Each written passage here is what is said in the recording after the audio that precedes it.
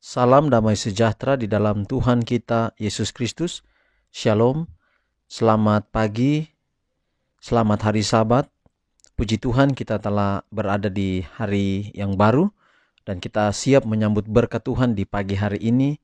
Dan teristimewa berkat hari Sabat di mana kita boleh beribadah, boleh berbakti kepada Tuhan. Dan kita akan mendengarkan pekabaran firman Tuhan pada pagi hari ini dengan judul Kita Memiliki Kuasa Atas Segala Bangsa, yaitu renungan pagi 25 Desember 2021, dan saya juga menyampaikan selamat Natal bagi yang merayakannya. Sebelum kita lanjutkan pekabaran hari ini, mari kita berdoa. Bapa kami dalam sorga, terima kasih untuk semua kebaikan-Mu dalam kehidupan kami. Tuhan telah pelihara kami hingga pada saat ini. Kami menyerahkan kehidupan kami hari ini dalam tangan-Mu, khususnya di pagi ini ketika kami mendengarkan pekabaran firman Tuhan. Biarlah firman-Mu boleh menjadi berkat dalam kehidupan kami. Terpujilah nama Tuhan, dalam nama Yesus kami telah berdoa. Amin. Saudaraku, renungan pagi kita pada hari Sabat ini 25 Desember 2021 dengan judul Kita Memiliki Kuasa Atas Segala Bangsa. Wahyu 2 ayat 26. Dan barang siapa menang dan melakukan pekerjaanku sampai kesudahannya, kepadanya akan kukaruniakan kuasa atas bangsa-bangsa. Sekali lagi, Wahyu 2:26. Dan barang siapa menang dan melakukan pekerjaanku sampai kesudahannya, kepadanya akan kukaruniakan kuasa atas bangsa-bangsa. Tuhan sendirilah yang telah berjanji kepada murid-muridnya. Dan apabila aku telah pergi ke situ dan telah menyediakan tempat bagimu, aku akan datang kembali dan membawa kamu ke tempatku. Juru selamat yang berbelas kasihan itulah yang mengantisipasi rasa sepi dan duka cita para pengikutnya dengan meminta para malaikat untuk menghibur mereka dengan jaminan bahwa dia akan datang kembali secara pribadi, sama seperti dia naik ke surga. Sementara murid-murid itu berdiri menatap ke atas dengan tekun untuk memperhatikan pandangan terakhir dari dia yang mereka kasihi itu. Perhatian mereka pun tertahan oleh suatu kalimat. Hai orang-orang Galilea, mengapakah kamu berdiri melihat ke langit?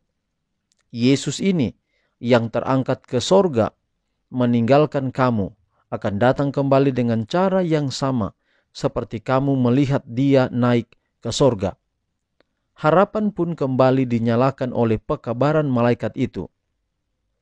Murid-murid itu pulang ke Yerusalem dengan sangat bersuka cita.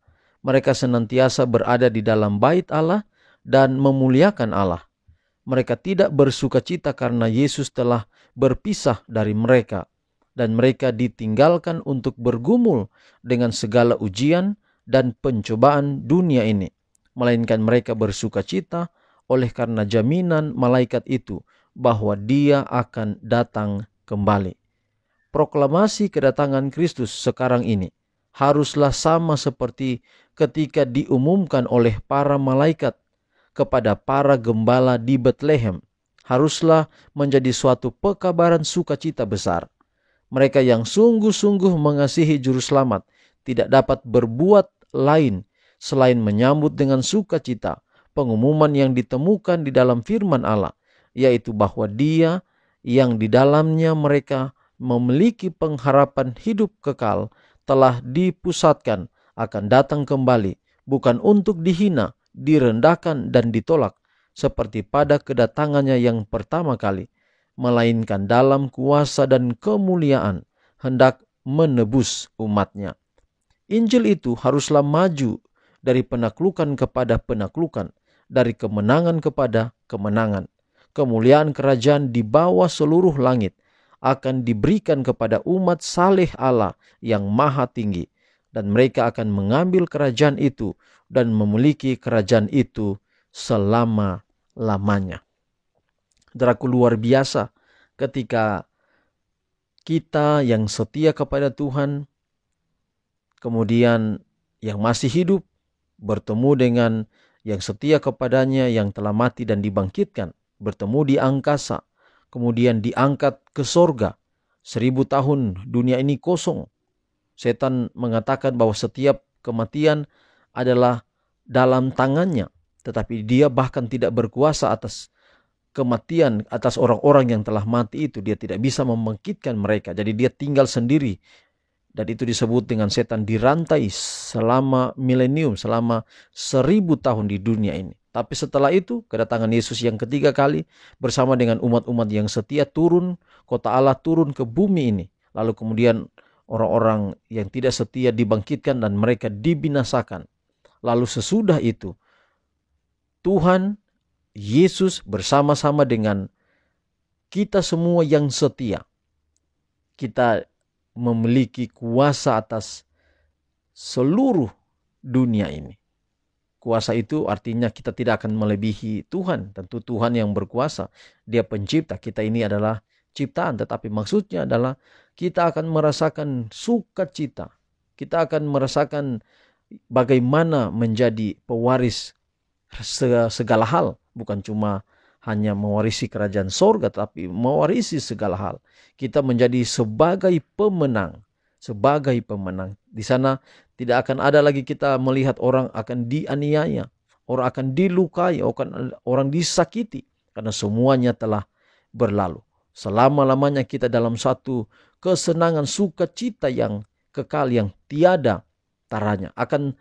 Sukacita itu akan menutupi, bahkan melupakan akan semua penderitaan yang kita pernah alami di atas dunia ini. Tidak akan pernah sukacita itu akan menuntun kita, tidak akan pernah mengingat lagi akan penderitaan yang kita hadapi di atas dunia ini. Artinya saudara, lewat renungan hari ini, lewat renungan pagi hari ini, ada harapan bagi kita. Bahwa mari kita setia agar kita akan tinggal di tempat yang Tuhan sediakan untuk kita semua.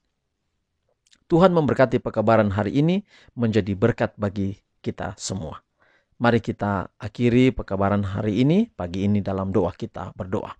Bapa di sorga, terima kasih untuk semua kebaikan Tuhan di dalam kehidupan kami. Tuhan sudah pelihara kami, Tuhan sudah memberkati kami, dan khususnya Tuhan sudah berbicara ke dalam hati kami melalui firman-Mu pagi hari ini. Bahwa lewat firman Tuhan ada harapan yang begitu indah di depan.